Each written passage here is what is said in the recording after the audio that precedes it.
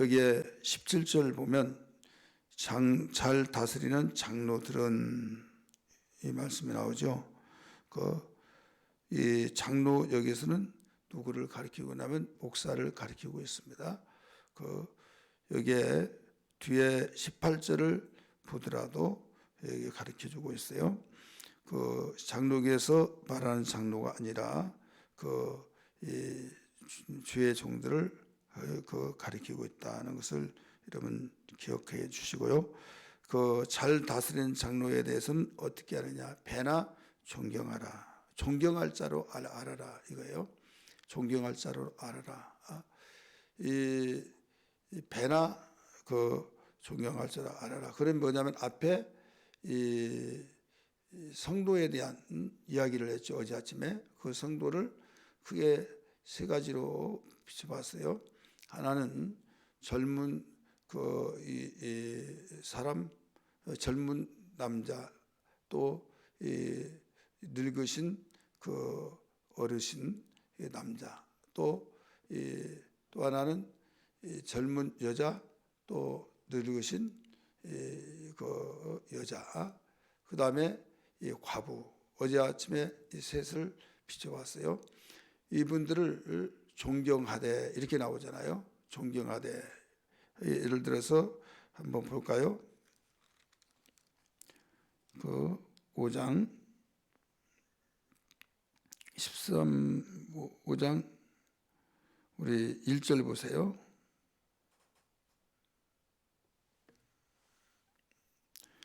늙은이를 꾸짖지 말고 고난에 대해 아버지에게 하듯하며 아버지에게 하듯하라. 아버지는 존경하고 공경할 대상이잖아요.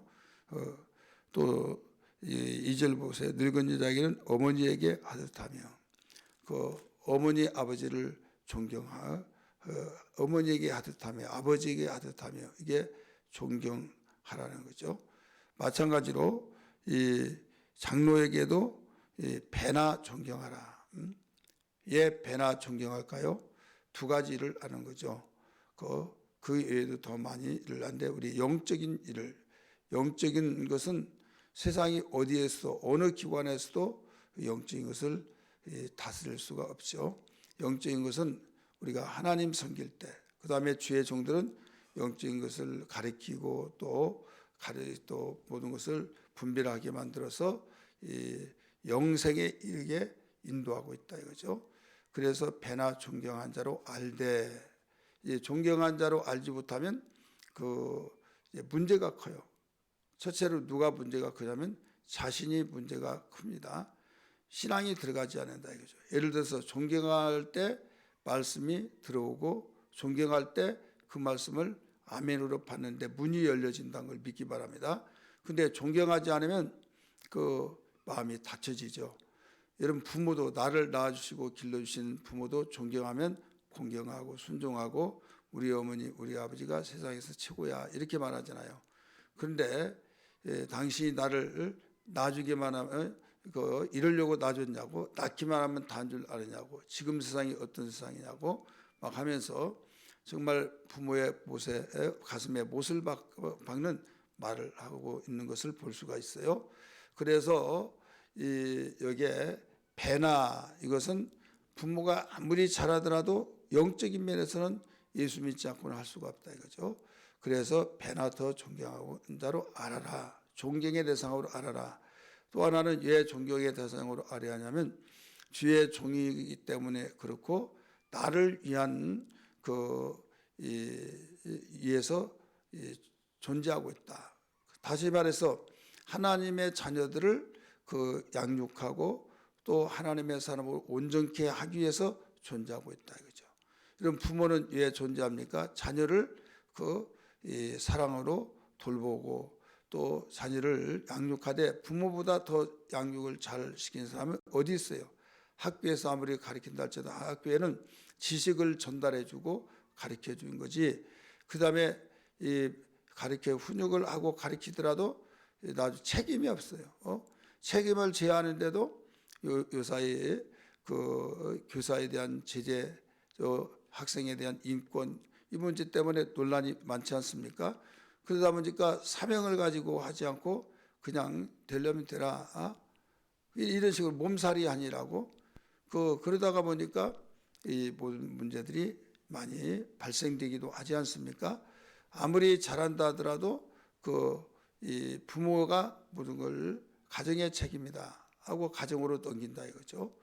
그래서 그 가정의 책임으로 넘겨서 움직여져서 가정이 얼마나 중요한 걸 알 수 있는데, 이 영적인 면에는 이제는 그 모든 것들을 내 자신이 건강하고 내 자신이 성장하고 또 바른 길로 가려면 교회마다 하나님께서 담임 목사를 세워주셨다 이거죠. 그래서 에베소 교회 사자에게 편지하노니, 서문학교회 사자에게 편지하노니 하면서 모든 교회 대표자로 편지한다고 하면서 가르쳐 주신 것처럼 주의 종들이 바로 교회마다 담임 목사가 세워졌다 이거죠. 큰 교회는 뭐 부교육자, 부목사님들도 많이 있잖아요. 그러나 아무리 많이 부교육자가 있다 할지라도 담임 목사는 아무리 크더라도 하나밖에 없다는 걸 알아야 될 줄 믿기 바랍니다. 그래서 존경할 자로 알아야 된다. 존경할 자로 알아야 하려면 영적인 부모이기 때문에 그렇다.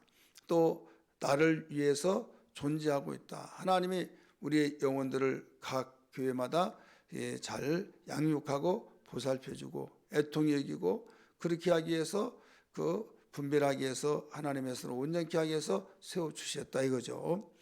그럴 때 이 존경한 자로 할 때 마음의 문이 열리고 아멘으로 받아들여서 잘 되어진다 하는 것을 일러주고 있죠.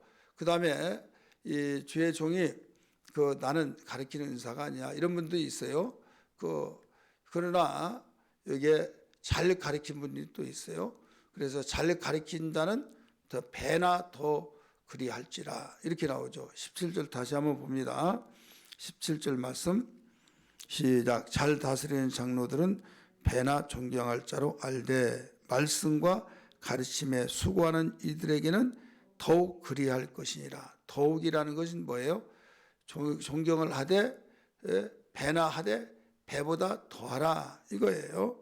그 다음에 여기에서 누구라고 한 것을 지칭해주고 또 이 존경하라고 하는 것을 여기에서 뭘로 존경하느냐, 여러 가지가 있죠. 마음으로 존경하고 또 여러 가지 방법들이 있지만은 여기에 이 18절에 잘 가르쳐주고 있어요. 성경에 일렀으되 곡식을 밟아 떠는 소의 입에 망을 씌우지 말라 하셨고 또 일꾼이 그 싹을 받는 것은 마땅하다 하였느니라.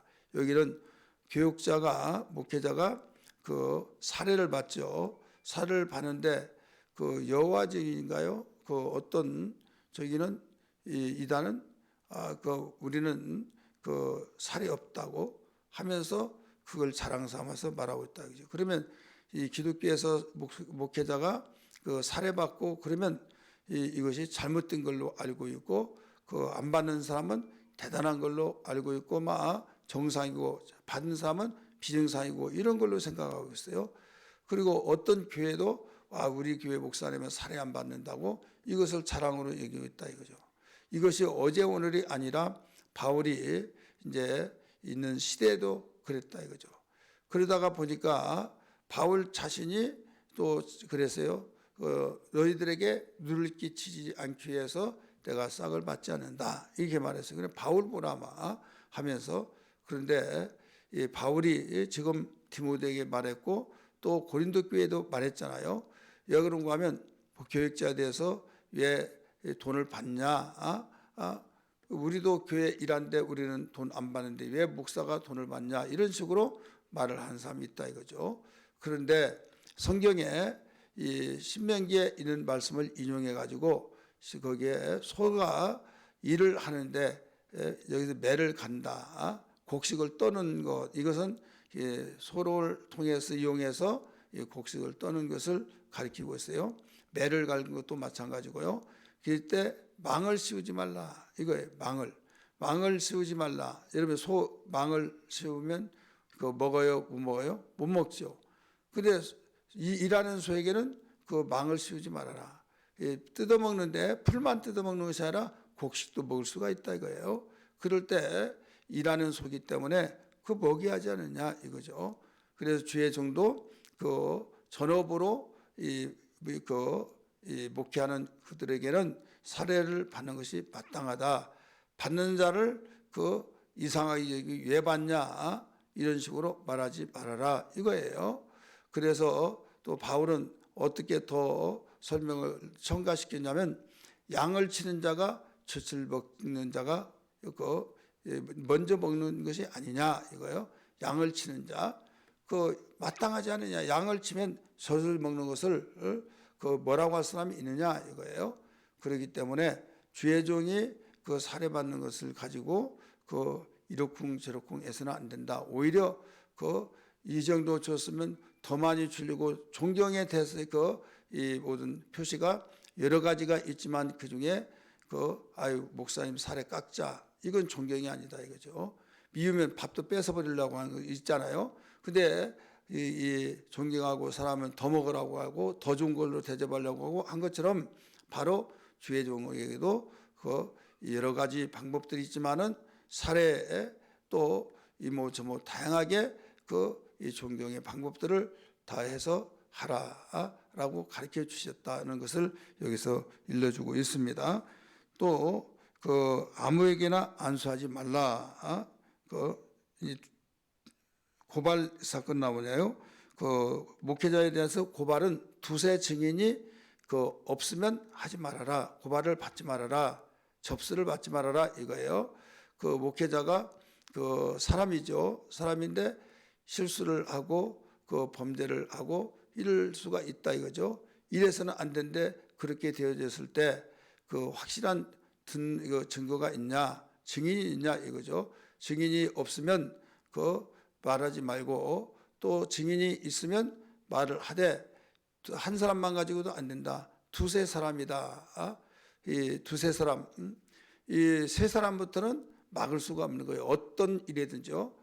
왜? 두 사람까지는 입을 맞춰서 말을 쓰자면 여러분 어디 놀러 가고 관광을 하고 하더라도 셋, 다섯 그러면요 항상 하나가 처집니다. 왜? 두 명씩 이야기하며 가다가 한 사람은 낄 데가 없어요. 그러면 같이 끼지 못하고 둘이 이야기하고 그러다 보면 처지다 보면 소외감을 느끼고 또 처지고 누구한테 이야기하려고 하니까 이야기가 할 대상이 없는 거예요. 둘이 하다 보니까 자기 혼자 안 남는 거예요. 또 다섯 명이면 마찬가지예요. 세 명 같이 이야기하는데 세 명이 같이 공동적으로 이야기할 것이고 단둘이 이야기하면서 둘이 가면서 이야기하고 두 명씩 짝을 지어서 이야기하는데 한 사람이 또 처지잖아요. 그래서 어떤 사람들이 몇 명 가냐고 해서 짝수가 아니면 절대 가지 않겠다라고 말하는 사람들이 있다 이거죠. 이 말이 무슨 말이냐면 두 명씩 이렇게 말을 하면 입을 맞출 수가 있다. 그런데 세 번 홀수로 이야기하면 여기에서는 어떤 내가 소외당함을 당한다 그러면 불어버리겠다 뭐 이런 일이 생긴다 이거죠. 그래서 입을 맞추지 못한다 이거예요. 그래서 두세 사람이 증인이 있으면 그때는 이제 접수를 받으라 이겁니다. 우리 성경 말씀 보겠습니다. 19절 같이 읽습니다. 19절 시작. 장로에 대한 고발은 두세 증인이 없으면 받지 말 것이요 나오죠. 두세 증인이 없으면 받지 말라. 범죄한 자들은 모든 사람 앞에서 꾸짖어 나머지 사람들로 두려워하게 하라 해서 범죄에 대한 자세를 성도들은 어떻게 해야 하느냐라고 가르쳐 줬어요. 그 다음에 공평하게 하라. 목회자라고 해서 이해가 되고 성도가 되어서 또 이렇게 잣대를 대고 하면 안 된다. 하나님의 말씀 앞에는 모든 사람이 똑같이 순종해야 된다. 공평하게 대하라. 이것을 일러주겠다는 것을 21절에 가르쳐 주고 있어요. 그 다음에 22절은 안수할 때 아무에게나 하지 말아라. 경솔하게 하지 말아라 이 말이에요. 아무에게나 하지 말아라. 그러면 가려서 하느냐?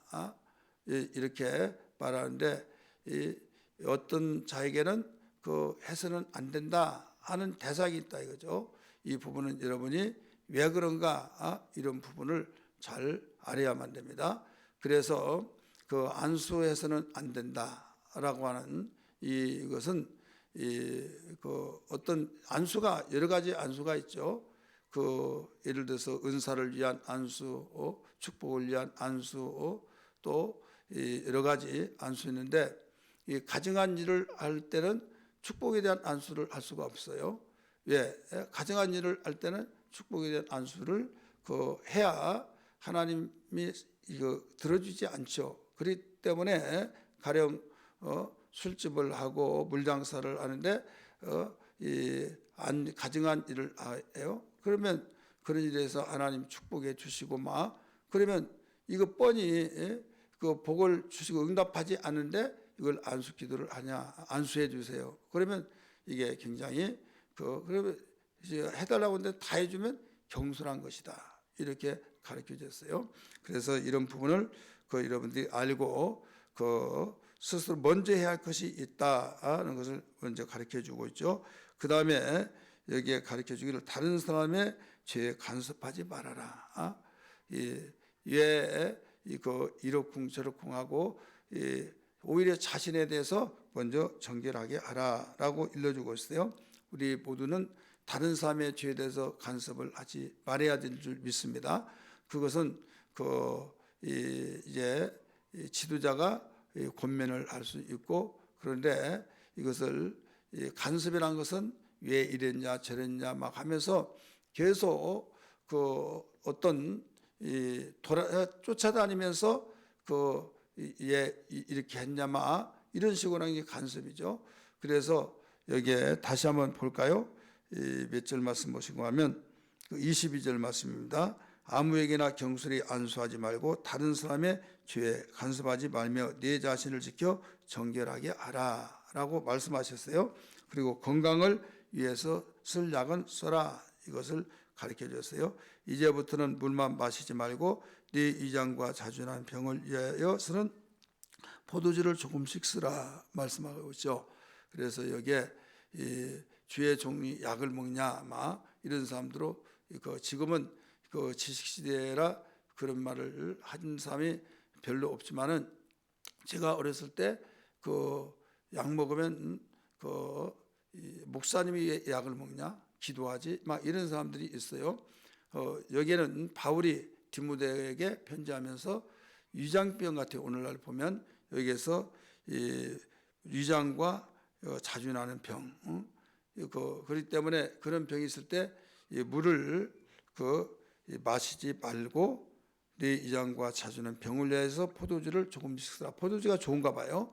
그렇기 때문에 병에 대해서 각별하게 민간요법을 통해서도 쓰고 또 처방을 받으면서 병을 건강을 챙겨야 된다, 이런 부분을 이야기하고 있어요. 그래서 오늘 성도들이 목회자에 대한 태도, 어제 아침에는 목회자가 성도들을 대하는 태도에 그런가 하면 교회는 목회자도 있고 성도가 있고, 그래서 목회자가 없는 교회는 있을 수가 없습니다. 교회라고 한 단어가 교회는 예수 그리스도를 마음속에 모시는 사람들이 모이는 공동체가 교회라고 그랬잖아요. 그러다 보니까 문자적으로 생각하면 가정이 예수님 다 영접하고 그러면 교회 가기 싫으면 야 오늘 우리 여기서 예배드리자.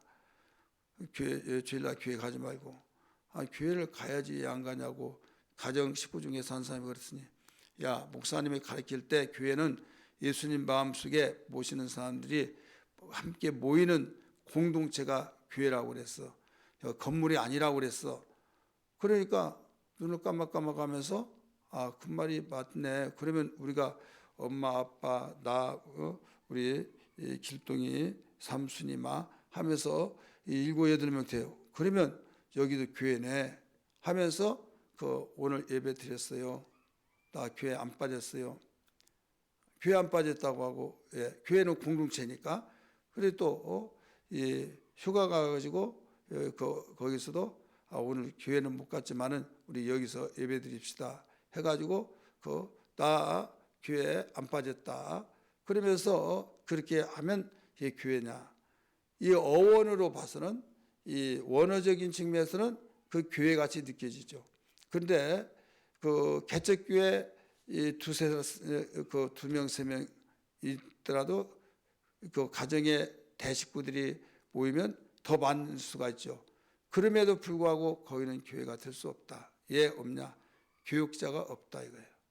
주의 종이 거기에 하나님의 기름 부어 세우신 주의 종이 거기에 있다고 한다면 거기 교회가 될 수 있지만은 그 주의 종이 없는 곳은 아무리 수십 명이 모인다 할지라도 거기에 주의 종이 세워진 주의 종이 없을 때는 교회가 될 수 없다. 이걸 여러분 알아야만 합니다. 그래서 교회는 반드시 주의 종이 있어야만 된다. 그래서 큰 교회든 적은 교회든 주의 종이 있기 때문에 지하에 몇 평 되지 않고 몇 명 모이지 않더라도 주님의 핏값으로 세우신 교회란 걸 알아야 될 줄 믿기 바랍니다. 그래서 주의 종과 성도가 함께 공존하여서 주의 종이 성도에 대한 태도, 성도가 주의 종에 대한 태도, 이 행정력을 가르쳐 주고 있습니다. 기도하겠습니다.